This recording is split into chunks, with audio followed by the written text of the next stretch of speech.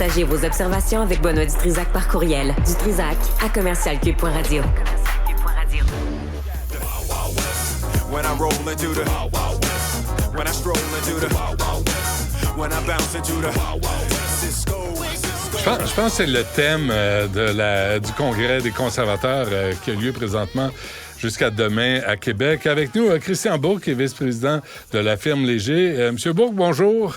Bonjour. C'est un peu le Wild Wild West là, qui est à Québec là, présentement. Là. C'est l'ouest du Canada, non? Ben, un peu. C'est la base conservatrice. C'est là où ils ont à peu près tous leurs sièges, ou la très grande majorité de leurs sièges en ce moment, et depuis les dernières élections. Donc, effectivement, la base militante se trouve encore beaucoup dans l'Ouest canadien. Bon, comme maniaque des sondages, Christian Bourque, là, vous regardez ça, là, puis là, on voit que ça va mal pour Justin Trudeau. On est quand même à 2 ans des élections, mais le taux d'approbation est seulement de 33%. Comment vous décodez ça, ce qui se passe? Bon, depuis la dernière année, on avait en moyenne les conservateurs en avance par 1 point, si on fait la moyenne de tous nos sondages avant cet été.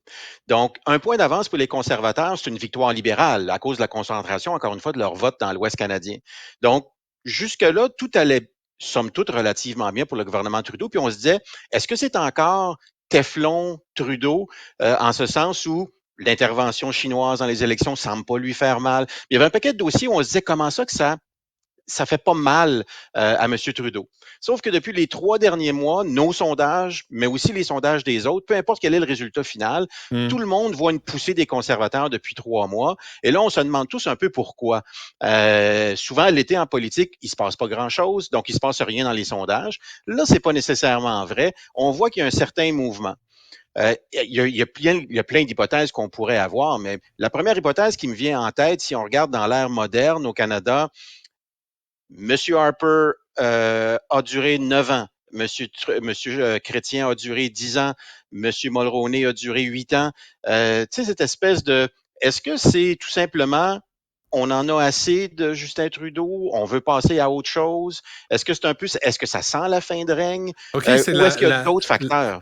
Il y a une date de péremption là, pour un gouvernement au fédéral, de toute évidence. Un peu. Mais dans la loi, dans la Constitution américaine, c'est 2 mandats. Ouais. Mais depuis les dernières années, à part les gouvernements minoritaires, mais c'est environ la durée de 2 mandats. Est-ce qu'il y a un peu ça en ce moment qui fait mal à M. Trudeau? Parce que de l'autre côté, quand on demande aux gens qui ferait le meilleur premier ministre du Canada, M. Poilievre n'est pas en avance sur M. Trudeau. C'est-à-dire qu'il y a encore des enjeux chez le chef conservateur, certainement au Québec, mais aussi dans d'autres régions du Canada.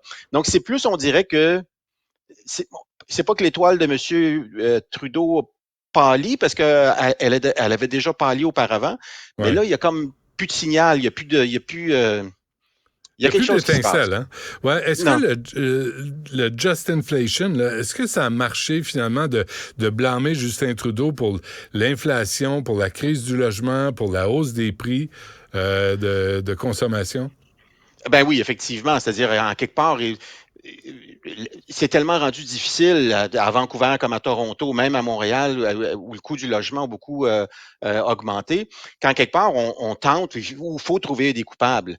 Donc, même si on se moquait un peu du Just Inflation et de cette stratégie-là au départ, que c'était un peu simplet comme stratégie, à un moment donné, à force de dire quelque chose de simple, on finit par le croire. Ouais. Est-ce que, croyez-vous, Christian Bourque, Pierre Poilievre a des chances d'être le prochain premier ministre? Ben, c'est possible avec l'avance qu'on voit maintenant dans les sondages. Les 2 derniers chefs conservateurs avaient pas réussi à faire lever l'aiguille et ça avait donné un peu, même s'ils étaient en avance avant l'élection, puis on disait, vous vous souvenez la dernière fois contre Andrew Scheer, on disait, Justin Trudeau, c'est fini, sa cote de popularité est mauvaise, Scheer peut le battre. C'est pas arrivé. La fois précédente, on avait dit il y avait eu le blackface, il y avait un paquet d'événements durant la campagne où on s'est dit comment peut-il survivre à ça? Il l'avait fait. Donc, oui, les conservateurs sont en meilleure position aujourd'hui, mais est-ce que M. Trudeau est battu pour autant? Pour ça, il faut regarder du côté des électeurs du NPD, parce que les dernières fois, c'est un peu des électeurs du NPD qui sont venus sauver les minorités libérales. C'est pas impossible non plus. En même temps, je lisais, Christian Bourque, les milléniaux là, qui veulent maintenant voter pour Poilievre. On dit que les jeunes ont abandonné Justin Trudeau. Entre les 18 et 27 ans, il y en a 32 % pour le Parti conservateur, 24 % pour le Parti libéral. Est-ce que ça va faire bouger l'aiguille? Ça, c'est possible. C'est-à-dire, M. Trudeau faisait tellement le plein chez cette génération d'électeurs-là que même s'il participait un petit peu moins aux élections que les autres générations, c'était suffisant pour lui permettre d'aller de l'avant. Mais là, on s'aperçoit que le vote conservateur était vieillissant, le vote libéral vieillit. Donc, il y a effectivement là une espèce de potentiel chez M. Poilievre. Ce que M. Poilievre devra faire, par exemple, c'est essayer d'aller plaire à quelques femmes, et si possible, quelques jeunes femmes. Il y a encore un problème au niveau du vote féminin chez les conservateurs où là, il va devoir se passer quelque chose. Puis deuxièmement, pour M. Poilievre, même si ses intentions de vote montent, notamment en Ontario, où ça joue beaucoup, il se passe rien, entre guillemets, au Québec, puis il se passe rien dans les provinces atlantiques, où là, on peut aller chercher pas seulement former le gouvernement, mais on peut aller chercher une majorité ou une majorité plus confortable. Mais pour gagner le Québec, là, qu'est-ce que Pierre Poilievre doit dire, doit promettre?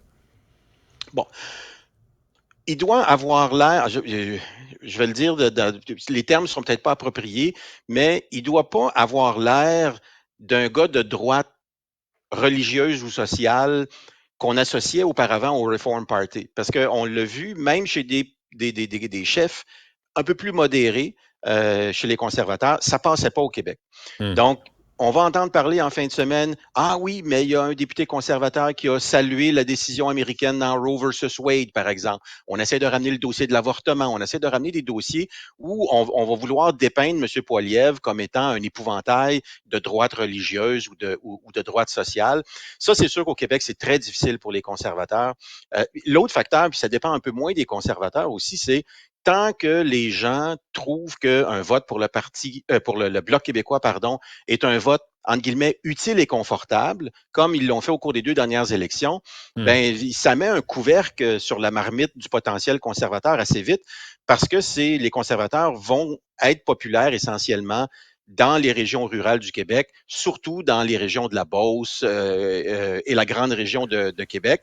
Mais s'ils veulent faire mieux, ils doivent aller chercher du vote qui, pour l'instant, essentiellement, est bloquiste. OK. Dernière question, Christian Bourque. Là. À quel point l'image... Parce que là, on a vu Pierre Poilievre enlever ses lunettes, enlever sa chemise cravate. Peut-être qu'il va enlever le brille-crime qu'il y a dans les cheveux. Là, on ne sait pas là, vers quoi il s'en va. Mais est-ce que l'image a réellement un poids dans ce choix politique?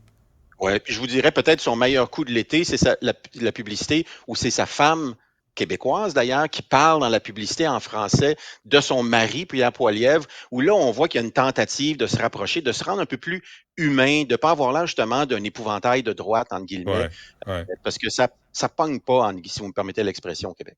La revanche de l'Ouest, hein? Ce à quoi on assiste présentement à Québec, là, c'est le Parti conservateur qui appartient à l'ouest du Canada. Il y a du chemin à faire pour obtenir un vote au Québec.